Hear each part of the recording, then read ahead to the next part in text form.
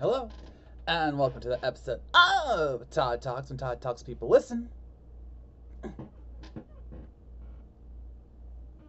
There was supposed to be a clone there. Guess I'm not the Monkey King.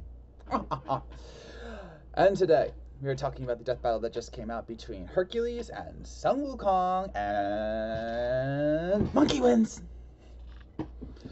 I will admit, I was a little worried because the other day, the G1 blog came out and they had a split that rivaled like Madara Aizen and some certain other ones where they actually thought that Hercules would win, and there was 7-6 to Hercules, and 6 said the Monkey King would win, and I was like, did I underestimate Hercules? I mean, I talked about certain things like him holding up at the skies, but I had a feeling that based on what everything Sun Wukong had done, that it would be enough. But I've been wrong before, and now so has a G1 blog.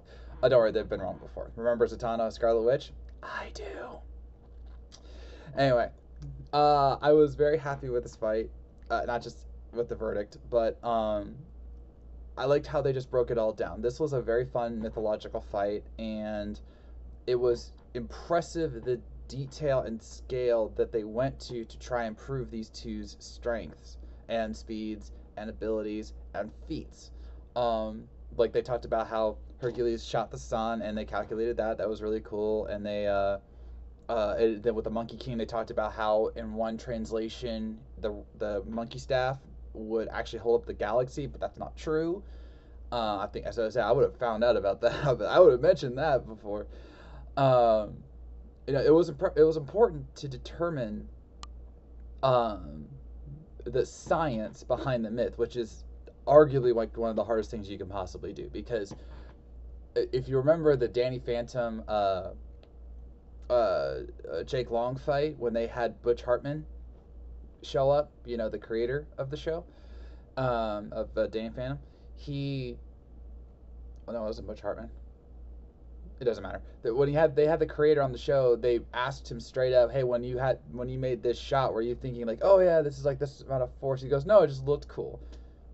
And like that's what happens with myths. Myths are meant to be mythical in proportion and scale and ability, and they're meant to represent things. Like there's no way that the Greeks, in their even in their prime, knew the true size of the universe or the galaxy or even our own solar system. Remember, they didn't even know that the Earth revolved around the sun at one point until much later in their histories, and even then they didn't believe it for a while. So them saying like, "Oh, Atlas held everything up," like that was meant to paint a picture that they had to scale. And so then for Death Battle to like say like, okay, what was the conceivable universe based on that time?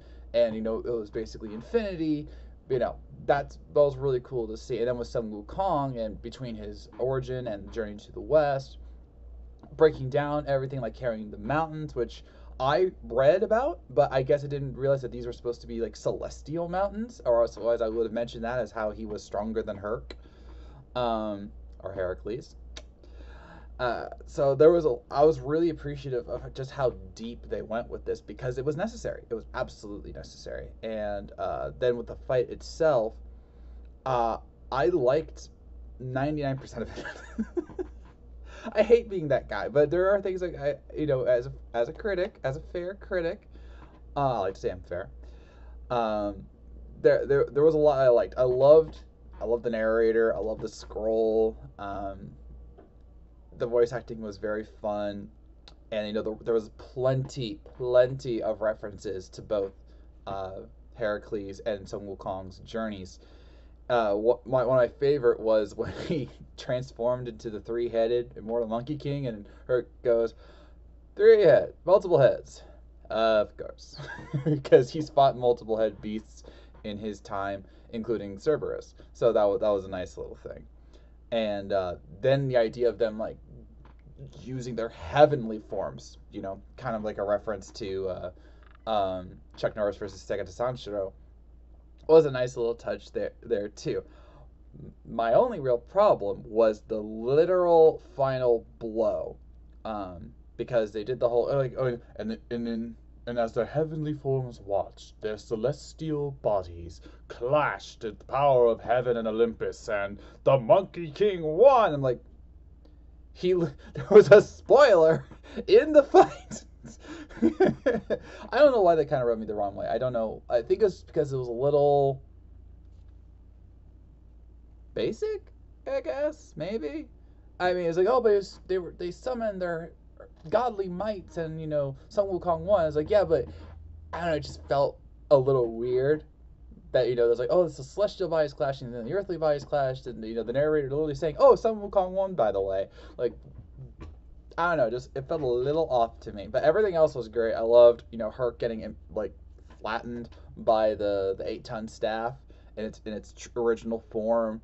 Herc shooting all the arrows, and Sun Wukong using his mighty clones. And I loved how they noted that even without the strength and the speed feats, Sun Wukong has a lot that he could have used, and they actually referenced it, and this is something that I noted.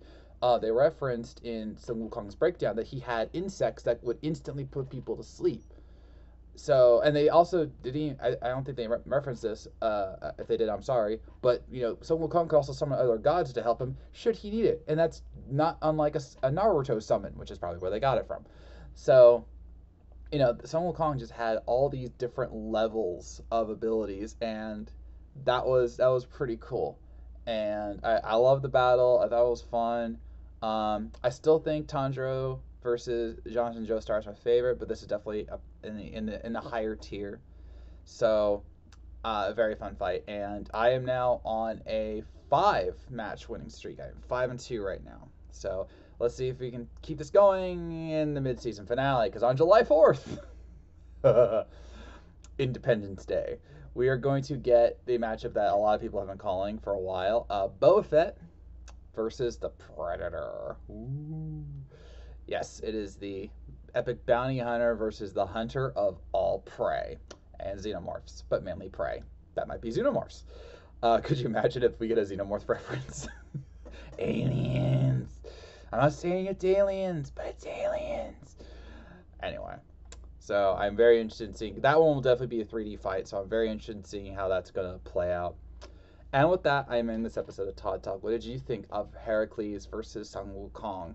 Did you like the fight? Did you like how it all turned out? And what do you think about Boba Fett versus the Predator? Let me know in the comments below. So, I thank you for watching. If you made this far, I know you were listening, and I'll see you around.